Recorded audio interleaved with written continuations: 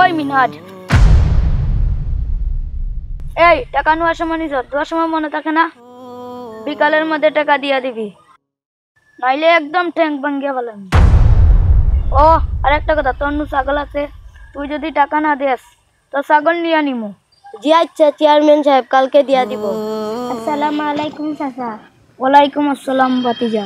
আমার আম্মুর শরীর তো খুব খারাপ, এখন ডাক্তার বলছে অপারেশন করা লাগবে। আল্লাহ মাফ করুক। চাচা এখন তো আমার 50,000 টাকা লাগবে। 50,000 টাকা? কোনো সমস্যা নেই। কই গো আব্দুলের মা, ভাতিজার বলে 50,000 টাকা লাগবো, টাকা নিয়ে আসো। এই যে ভাতিজা, তোমার 50,000 টাকা। ভাতিজা, নিয়মকরণ জানা আছে? কিসের নিয়ম করুন চাচা? আরে মূর্খ সেরা, সব কথা বাইঙ্গা কোয়া লাগবো। 50,000 টাকায় মাসে 2,000 টাকা কইরা দিলে হবে।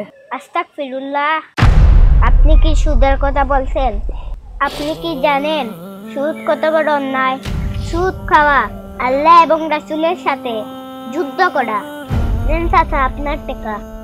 হারাম টাকা দিয়ে আমার মায়ের চিকিৎসা করার দরকার নাই।